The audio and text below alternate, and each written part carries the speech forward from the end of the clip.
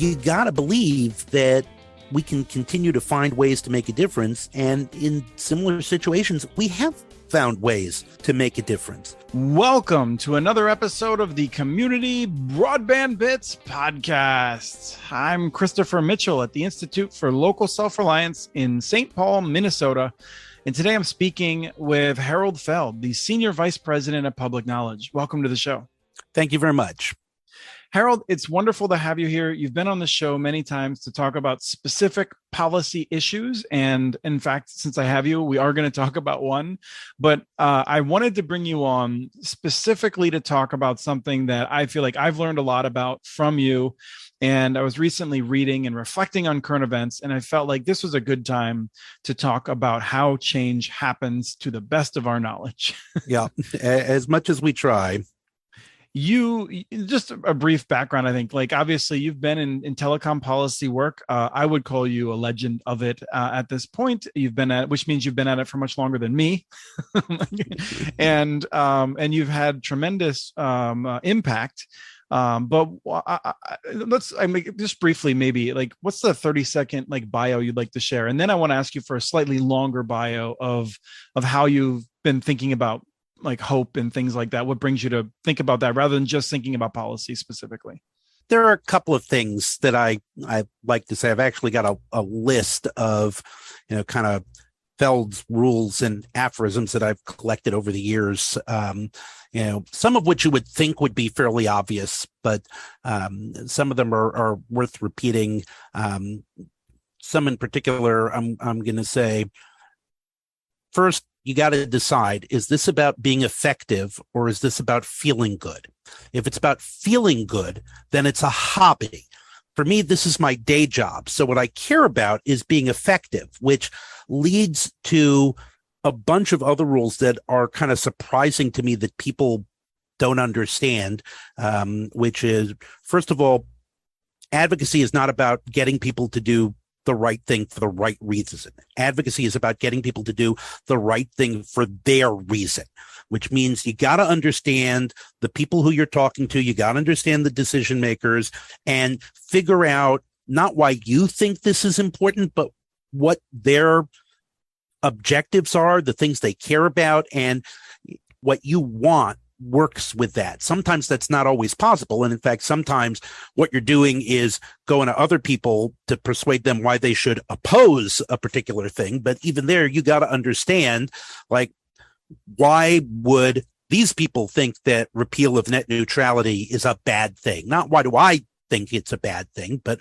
why do businesses that folks in Washington are going to listen to think it's a bad thing?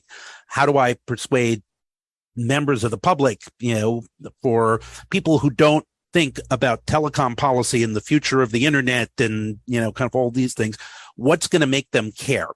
Right. And I think even there, you say member of the public, but I think we want to think about like member of a church group, member of a civic association, person who is already supporting a certain candidate, right? Like each may have different reasons. And if we have an audience with them, we want to talk with them about what motivates them, not what motivates us. Exactly. The other things that are important is keep in mind, are you looking at something that is a short-term change or a long-term change? And if you're looking for something that's a long-term change, which I think most of us who are in it, this long are, you got to understand all true change is culture change, which is you have to get people thinking in a particular way, because it's one thing to try to persuade people like, okay, I want this particular grant or this particular rule change or, this particular federal program.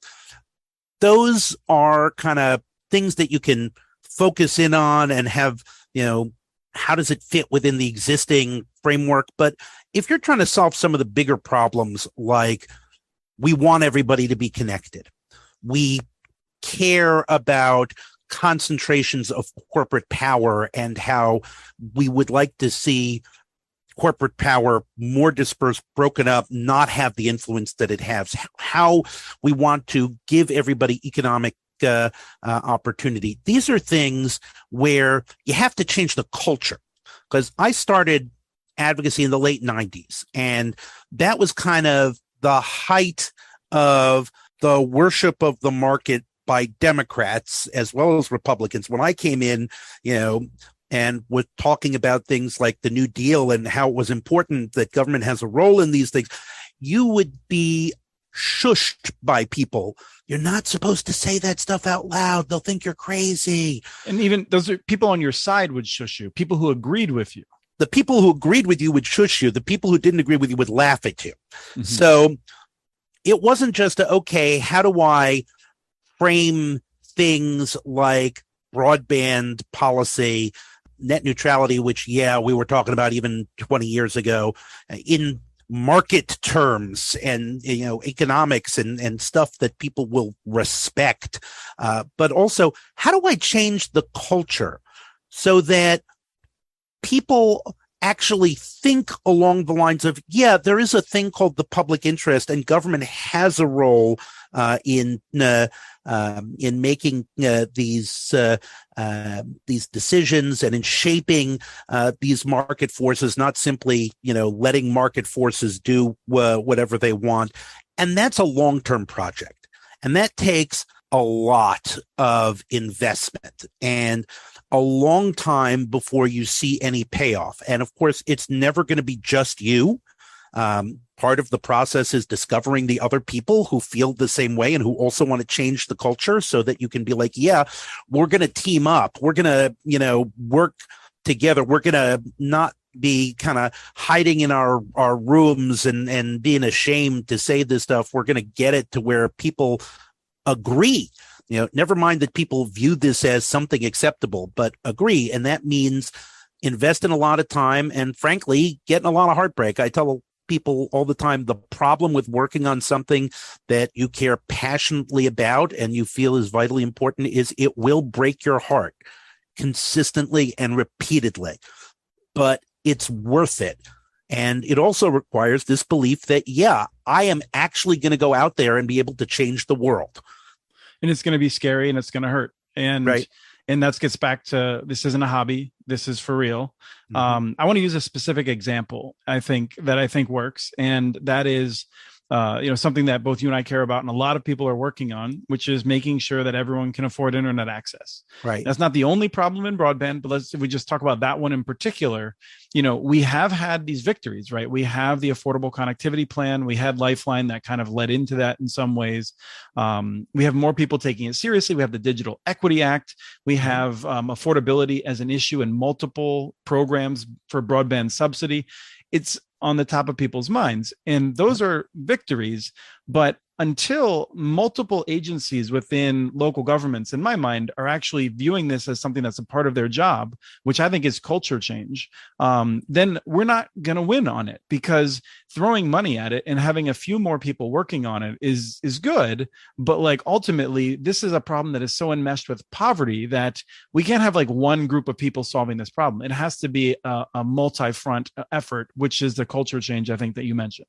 Right. And, that this is a great example of a problem when not just you and I, but so many people we could mention. I'm not going to, start to list them because then I'm going to leave out too many people. Right. But on the one hand, it was a lot of people. On the other hand, it was possible to get all of us in a room together to try to plan things out.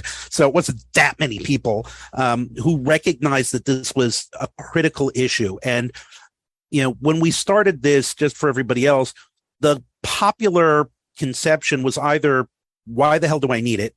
I always like to tell the story of when I first started in 1999, and I was talking to a reporter, and he said, well, why do we care about this broadband, which was 200 kilobytes per second at the time? I have a 56 kbps modem. It does everything I need. Why would I care about this? And trying to explain that to people is hard. The other element of this was, but we're going to have libraries, and we've got this E-rate program that's going to make this available in schools and libraries. And why do you need to worry about this at home when you have access to it somewhere? You can check your email at the library. What else are you going to need? It took so much to change the thinking on this, including the thinking at agencies and among members of Congress who were sympathetic. But first of all, a lot of them were very seriously like, yeah, that's important. But, we got people who, don't have clean water. We got people who don't have enough to eat. Why should I care about your problem? And on the one hand, I understand that, but trying to explain, but this is part of that.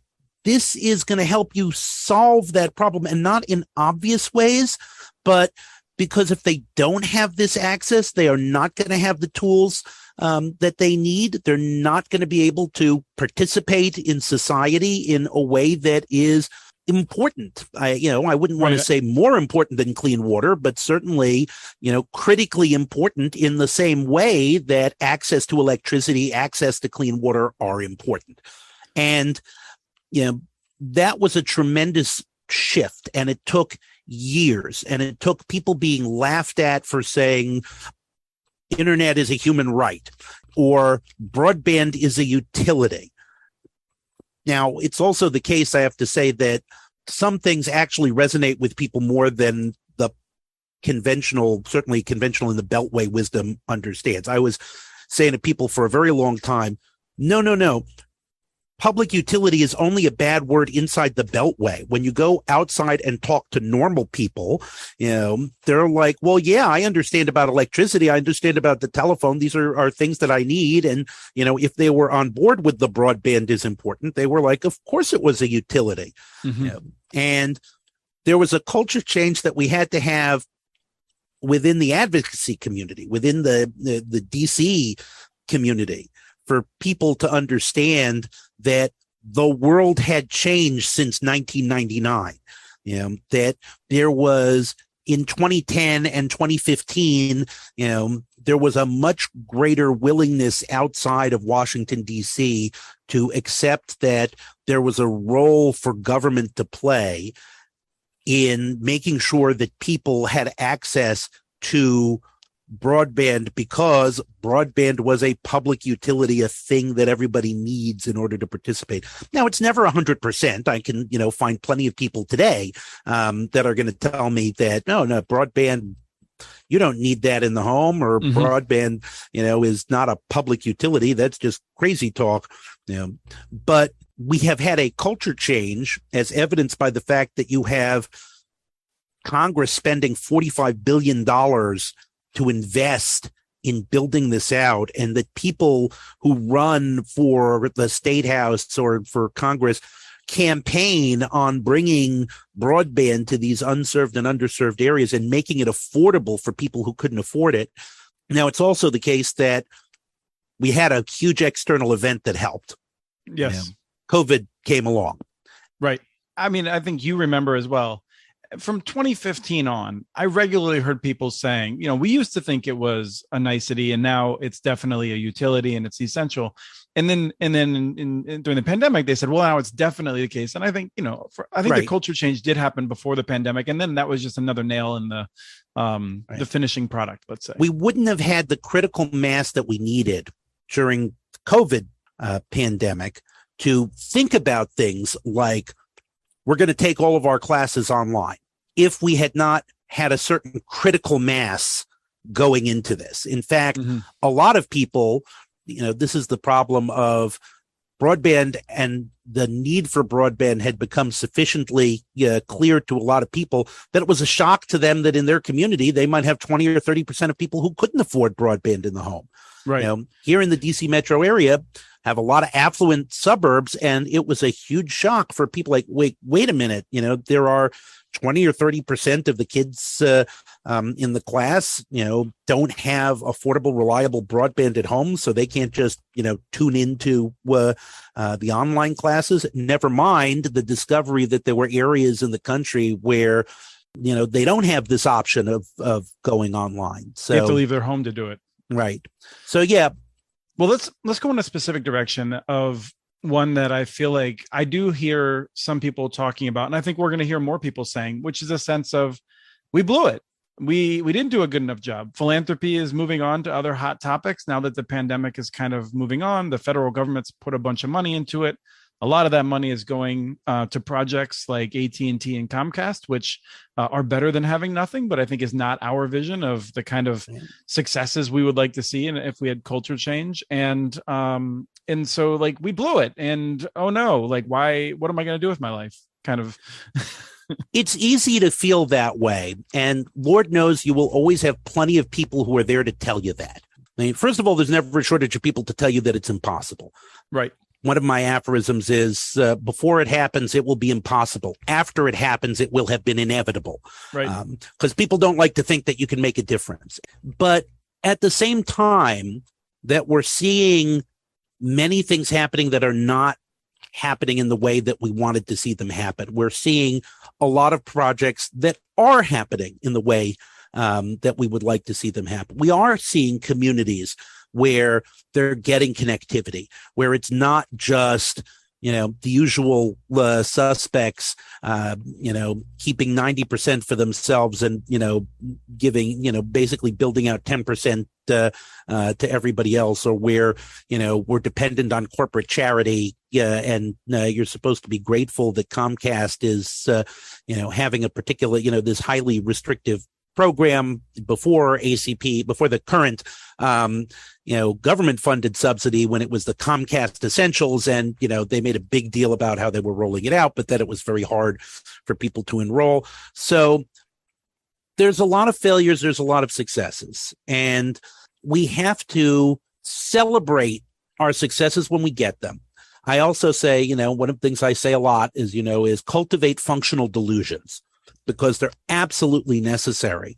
It's a peculiar mindset, and we have to believe that what we're capable of doing is making the culture shift. Maybe it will not be fully the culture shift that we want, but the two things I hate that I see a lot of are, number one, this idea that you can't make a difference. But number two, the idea that you only make these differences in little ways. Look, I helped a single person. Look, I managed this one little thing, but no, we are forcing the bigger companies to do better, because however much they are kicking and screaming and not delivering, the fact is that we've gone from programs that delivered inadequate broadband to a handful of people to programs that are now delivering, I don't know, like 50 megabits down. Is that what some of these programs that have the government? I think it might be 100 in many cases now. Right. So, yeah, it's true. And this is also where I need to keep in mind something like, look, I don't need Comcast to lose for me to win. Right. I think that's so important for people to hear. The fact that, Comcast are getting $30 a month to deliver a service to people who otherwise couldn't afford connectivity, and it's a strong and reliable service. And would I like it better if it were some scrappy startup or community-based program rather than a big company? But you know what? I don't care. They're delivering it. It's affordable. They're making a decent profit for delivering a good service, which is what I actually want. I mean, this is kind of, again, one of the biggest problems we have in our profession is people personalize this stuff, and they're like, "Ooh, that greedy Comcast. Ooh, that greedy AT&T." I'm like, "Oh no, if I can align the corporate incentive with the public interest, great. That's what I want to see." And for Comcast to be getting $30 a month for a service that actually delivers the goods to people who need it, all praise to Comcast. Then good on them. Right. I think, additionally, we have to be realistic about what we can do. We're building on a small base, which I think is expanding wonderfully, and we have a lot of great people doing good work. Comcast can connect 1 million people next year with Internet Essentials. Municipal networks cannot spring up and be built. If instead of Biden in the Rose Garden celebrating the biggest ISPs for their commitments for supporting the ACP program with faster programs, if instead he had said, you know what, we're just gonna give like way more money than anyone expected to municipal networks. Well, as of right now, not a single person would be connected because it takes a while to spin those up. And so this isn't the end of time. Comcast and the big companies can do a lot in the short term, and we need them right now while we try to build up alternatives that we think will be better over the next 5, 10, 50, 100 years. Yeah, I mean, there is a lot to this, which is another one of the things they say is I have to entertain the possibility that I am wrong. I think municipal networks are a great idea. I do have to entertain the possibility that maybe they're not the solution for everybody. Right. I think agree. co-ops are a great idea. I have to entertain the possibility that they're not necessarily the solution for everybody. In talking about the various religions of economics here, I refer to myself as being a member of the congregation of the Progressive Capitalist First Reformed Church, which is like, yeah, I'm all for, capitalism, but in a way that recognizes the incentives, not, worshiping the golden calf of the market here, and treating government intervention as something that if you use it at all, I say the problem is this was true of Democrats for a very long time, still is to some degree, folks who treat this like government intervention like chemotherapy. It's this dangerous, poisonous thing that you only use, in this desperate circumstance to treat this terrible. I'm like, no, it's like anything else. The good thing about profit maximizing firms in capitalist markets is how they're going to behave. They want to maximize profit. So our job in public policy is to make sure that incentive aligns with what we want to see happen. Sometimes it's through carrots like subsidies. Sometimes it's through sticks like, fines and regulations that require companies to invest in networks where they wouldn't want to invest, or for things that they don't want to spend the money on, like resiliency. But they're all tools. It's all about getting to the goal, not about punishing, companies or, avoiding government intervention where either one of those is necessary. And one of the things that you were just talking about was uncertainty. And I feel like I harp on that with my staff frequently. And I feel like this is where there's a quote that I love, which is when all hope is lost, there's nothing left to worry about, which is indeed dark. But nonetheless, like uncertainty is where I live, of not really knowing, I don't know exactly what work will do that will make the difference, but I've seen that we've done it in the past, and I have a sense of what will help in the future. And I'd sent you some quotes as we were preparing from this. I wanted to encourage people. I feel like people who this conversation is resonating with would probably enjoy reading Rebecca Solnit, particularly Hope in a Dark Place. But her book, Paradise Built in Hell, which was one that Cory Doctorow put on my radar, I highly recommend as well. And then one other one is just, you were just mentioning that your religion of the First Church of Capitalism Reformed. Progressive Capitalism Reformed, yes. Yes. Mariana Mazzucato is my favorite preacher of that church. I think I would put her into that camp, who talks a lot about how to marry government and market incentives in ways that will be much more beneficial than we've done currently. But one of the things that I want to put back to you is you specifically have talked about martyrdom. And I feel like that's really important because Twitter is one of these places where, man, you can get a lot more followers by just talking about how awful everything is and how nothing can change. You sort of touched on that earlier, but I want to talk a little bit more about that. I often say that martyrdom is the worst trap for public policy advocates.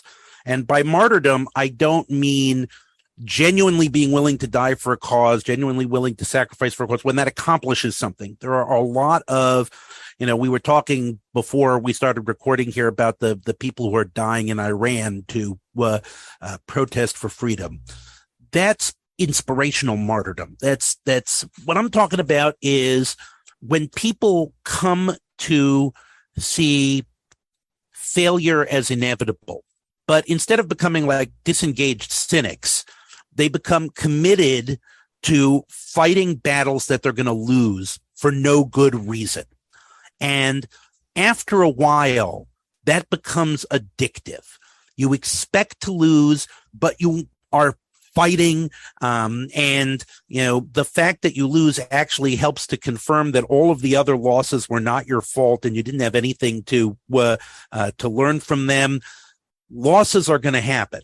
But you got to believe that you can get up and win and that you can learn from those losses and that, you can decide sometimes I can't fight this battle. It doesn't advance the cause.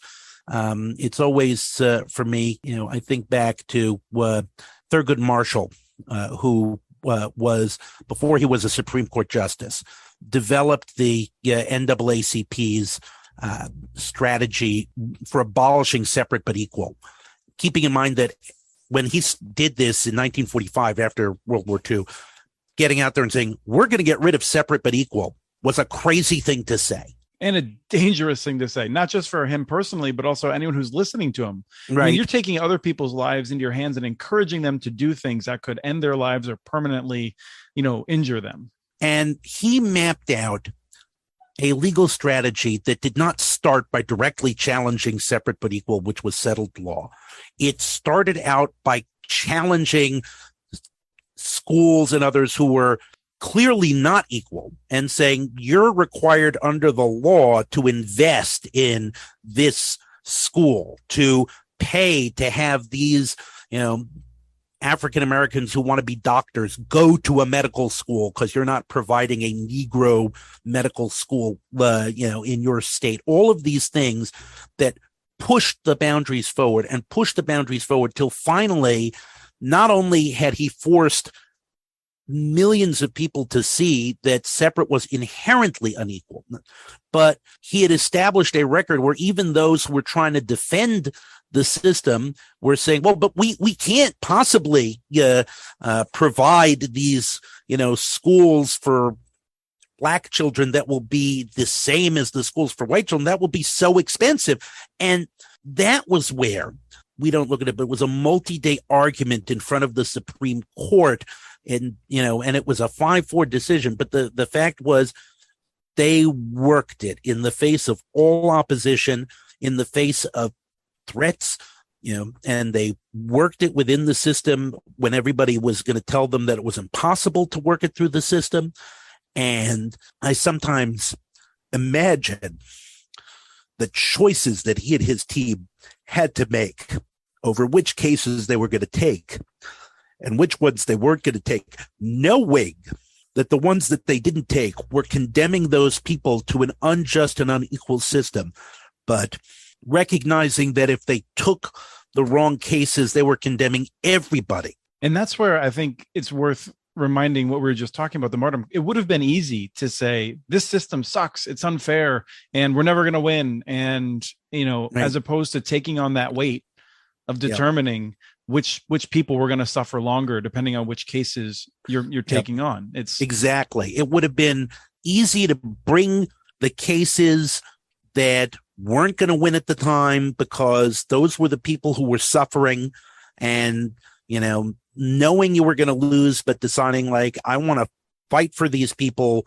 I want to be fighting, like with my fists and, challenging the injustice, but not in a way that's actually going to win and that will confirm the cruelty and injustice of the world. And, instead of saying, I'm going to make a lot of hard choices, I'm going to make a lot of calls, and with the added burden of, and you don't know how it's going to turn out. It could have turned out differently. As I said, it was a 5-4 decision at this. We forget now, again, before it happens, it'll be impossible. After it happens, it'll be inevitable. We get this story, to the extent that they study it at all in school. Rosa Parks, didn't give up her seat, and then Martin Luther King happened, and suddenly we're in a post-racial society. And ain't it great? And it's like, oh no. And it's not as if winning Brown versus Board of Education suddenly solved all the problems. I mean, that's the other thing too, is there'll be a lot of people out there say, oh yeah, so great. So they won that. That was great for a day. The next day, schools were still, we have, problems in our school systems with, schools that are essentially desegregated, segregated to this day. And yeah, it's true, but it was so much worse. Right. And I think as we draw this to a close, just because of time, I mean, This is something you and I are both very interested in discussing. I recently learned something I did not know, which was after the legal victories with the lunch counter desegregation, the demonstrators, and I think this was SNCC, would call the restaurant the next day and say, we're planning on coming in tomorrow. You are legally required now to serve us. We want to know what time will work for you. And they would try to cooperate with the business owners that had been beating them just perhaps days or weeks before, and saying, we know that to live together, we want to put that behind us and work with you proactively rather than dancing and celebrating and spiking the football that we won. Right. As you know, I've got a couple of things I say here, which is number one, always make it as easy as possible for people to do what you want to do. The objective wasn't just to win a case. The objective was to make a world in which, you could walk into those restaurants as a Black person and, actually be served as a customer. And so, that meant we want to make it easy for you to do that. We want to make it, we want to coordinate with you, get into the habit of this. The other is when somebody does what you want, you say thank you. You don't rub their noses in the fact that they lost. You don't ask them what took so long. No matter how frustrated and angry you may feel about that personally, part of making it easier for somebody to do what you want is to, once they give in, you say thank you. Yeah, and we're glad to be moving on. Doesn't mean you have to treat them like a hero or anything, but you shouldn't make them feel bad for giving you what you want. Right. This is a perfect segue, I think, because I did not expect, and I asked if we would talk about the tribal priority window. I did not expect that, my understanding of it, you could correct me, is that this very much came down to Ajit Pai deciding to do it. Someone who I've disagreed with on most issues, someone who, I feel a lot of anger toward on a variety of things. And I've always tried to just remind people he did, without him, it's not clear that we would have had the tribal priority window. And that, he pushed it across the finish line. Just briefly, the tribal priority window, for people who aren't familiar with it, is the idea that when some spectrum comes up for being auctioned off release, areas that are under tribal territories would become first available to them without at no cost. And they would be able to take advantage of that. This is something that was advanced for decades, I think. People like about a decade, because we didn't have the wireless networks. Maybe more like 15 years, but I mean, because first we needed the technology to do it. And then, I would have said that if I went back in time 15 years ago and I said, we're going to do this thing and we're going to have 400 tribes applying, or more than 300 tribes getting approved on this, I feel like I'd be like, really? What? You want to talk about something that has really helped to move the needle. And this, I think, plays into something like the uncertainty back in the day. We knew that this would be a good idea, but this is so big. And I wonder if you can just reflect a little bit on the early years of that and anything that you think about that. First and most important was this was something that a number of innovators on tribal land did. So important lesson, it came up from within the community. Now, that doesn't mean that there was any kind of uniformity about it at all. Well, I'll mention Jeff Blackwell and Matt Rantanen as two major names and innovators in this. Yeah, well, and my organization, Public Knowledge, gave them an award for this 2 years ago. So Jeff was a lawyer at the FCC and who became the first head of their Office of Tribal Native American Affairs. And Matt started out as somebody who was saying that, hey, we can take this new Wi-Fi stuff and use it in an innovative way to bring basic connectivity to the reservation where he lived. And they proselytized around this stuff. They worked in coalition with others, and not just folks who were interested in tribal, also rural broadband. It came to a hook for Pi, which is, we start with, Ajit Pai had initially been not somebody who you would have thought of as an ally on this. In fact, previously he had made some changes to the funding for the Universal Service Fund program that had been quite harmful to tribes in the way, tribes were getting their connectivity. So it's not like he started as somebody who was a big tribal ally. And this is, again, kind of an example of you find what people want. And he was interested in, number one, showing that he was doing stuff on closing the rural digital divide. And number two, the window was in a particular band of spectrum where he was taking stuff that had been reserved for non-commercial organizations and shifting that over to commercial use to provide more spectrum for 5G, the 2.5 gigahertz band, for those who are familiar with this. The Democrats, who were in the minority at the time, had pressed to include in the notice of proposed rulemaking, before we do that, should we have a window for non-commercial organizations and for Indian tribes?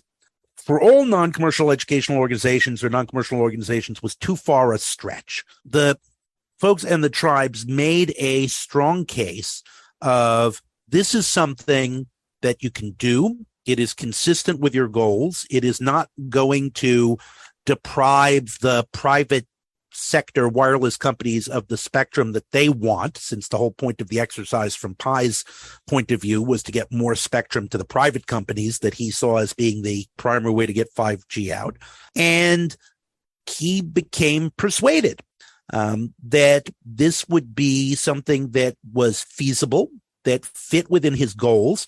It's cynical to say that this was all about just making him look good. And part of my answer is, yeah, it is about making you look good. That's an incentive when you're running the FCC. And the fact that you had not only Democrats, but Republican senators from rural states with large Native American populations, folks from Alaska, a number of other states who were saying, yeah, you ought to do this. And he was like, okay, let's do this. Let's see if it works. And that was, all credit to him. And then when it was clear that because of COVID, a lot of tribes were not going to be able to finish on time, a number of us were lobbying very hard for an extension of the deadline. We did not get the extension that we wanted, so that was disappointing, but we got an extension that allowed something like 400 tribes to apply for this window. And not only did that do something incredible for the tribes in question to give them access to the one thing that you can't build on your own, or because this is the thing when you're trying to set up a wireless network, you can, you've run a boot camp, that helps folks figure out how to buy the equipment, set up the equipment, make the network happen.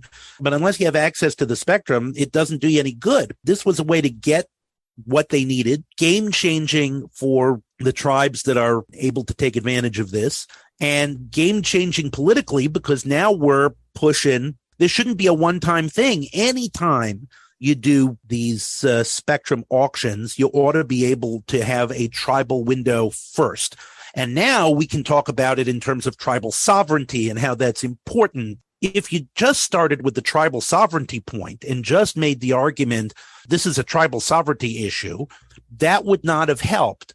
But saying this is going to help you on your goal of closing the rural digital divide, because this is the least connected rural folks. Oh, and by the way, it's also good under the federal trust relationship with the tribes and tribal sovereignty, but you don't care about that. That's what got us in the door. And now we have a much more vibrant conversation. We have, a letter from the Senate to the FCC talking about how they ought to do this, and establish this as policy. We have folks looking at this and, looking at additional things that would enable, tribes to self-provision and recognize greater tribal sovereignty over communication. We don't know where it'll go.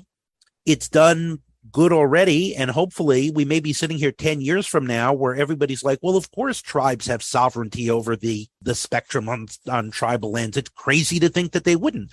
Or we might be sitting here where the 2.5 was just a one-time deal and tribes are making do with what they have. Yeah, and I think, you get some benefit of hindsight, and I think sometimes we do have that problem of viewing it as inevitable rather than recognizing all the ways in which things that were happenstance may have resulted in the results. But it is not easy to imagine what would have taken to convince Ajit Pai that we should just have all spectrum returned to tribes. Right, exactly. I mean, that if we come in saying tribal sovereignty, the FCC ought to have a declaration. I mean, we couldn't get Democrats to do that. It's right, because it's there's areas where I sympathize, and this is putting yourself in their shoes, is that, they don't know what's going to happen. We don't know what's going to happen. We thought we would have a sense of what would happen. And I think we're still learning and calibrating on that. But I think, even though I want to go to a world where there's a lot more municipal networks, and I would agree that not everyone should do that, I would not say that tomorrow every city should start building one, right? Like making a big risky investment. Like there's something to be said for toeing the water in a number of cases. Not always, but a lot of the time. Yeah. I mean, we tried this in 2004 with the Muni wireless networks, and we had a lot of hopes for that technology. And that technology was not ready. Mesh networks, which are an important technology, and they've been developing and we have them, but, our hope at the time that they were going to be wildly transformative and we were going to be able to set this up turned out the technology wasn't there yet. And that happens sometimes, which is why, again, at any stage with any of the things that succeeded, it would have been very easy to say, this is going to go nowhere. Why do you think, this is going to happen? I do have one story that I want to share. This had to do with low power radio back in 2004. And people who are familiar with the low power FM service, that was after about 10 years of non-commercial folks lobbied successfully for the FCC to create this service. And then National Association of Broadcasters went into Congress, got it significantly trimmed. And there had been in 2003 what they called the Great Translator Invasion, which was applications for translator services that had threatened to wipe out and take up all of the space that could be used for low power FM.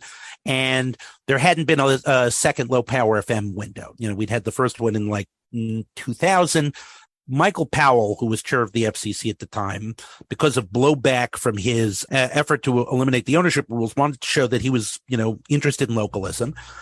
So low power FM, he had a rulemaking that he was circulating for approval that would address the translator issue and set up a number of improvements that the LPFM folks wanted and would get us on track to schedule another window.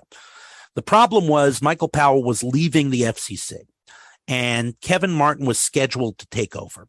And everybody knew that Kevin Martin was good buddies with the National Association of Broadcasters, and therefore everybody knew that Kevin Martin wasn't going to vote for this item. And, it was just pointless. So why work on it? I went to each one of the offices and said, look, you vote the item. You don't be the one who killed it. I will get Kevin Martin's vote. Now, I had no idea at the time how I was going to do that, but I was like, don't you be the one who makes this fail because it's not voted out before Michael Powell leaves.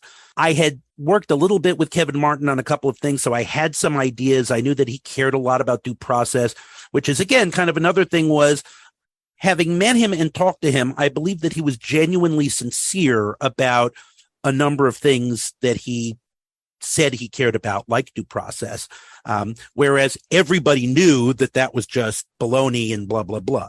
So I was working with Gloria Tristani at the time, former commissioner who had known Kevin Martin back in the day before he was a commissioner, and he was, working at the FCC.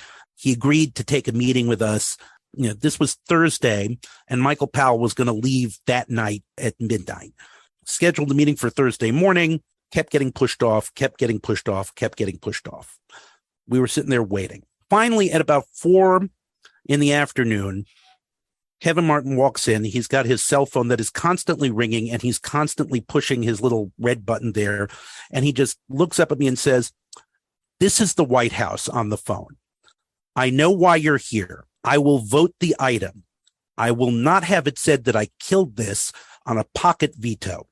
Now, if for any reason the item does not get out the door before Powell leaves, this is not a commitment to recirculate.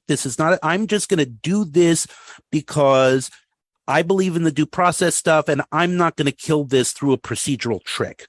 Now, do we have anything else to talk about?" And I said, "No, thank you," and left. Important lessons here. 1, actually consider that people might mean what they say. 2, actually take the chance don't give up. What would be the worst thing that would have happened? He might have said, no, I'm not going to meet with you. I'm not going to vote with it. So then, what would have happened? I would have looked bad to a couple of folks, but, we would have tried.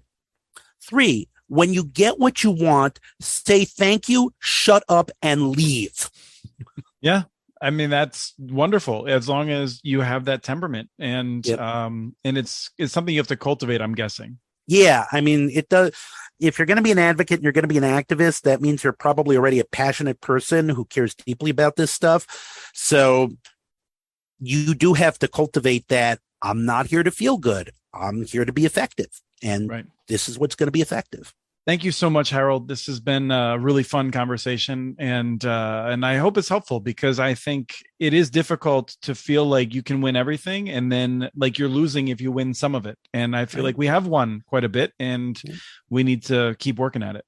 Yeah, and I'll say, look, it's no secret we have an election coming up. It's no secret that Republicans are now predicted to win and to win bigly.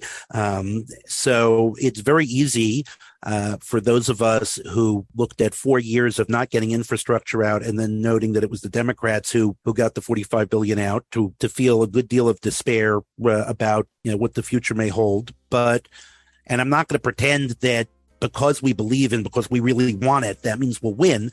But you got to believe that we can continue to find ways to make a difference. And in similar situations, we have found ways to make a difference. And one final thing I'll end with, which is if you can't do what you want, do what you can. Absolutely. Thank you for your work, and thank you for your time today. Thank you. We have transcripts for this and other podcasts available at muninetworks.org/broadbandbits. Email us at podcast@muninetworks.org with your ideas for the show. Follow Chris on Twitter. His handle is @CommunityNets. Follow muninetworks.org stories on Twitter. The handle's @muninetworks.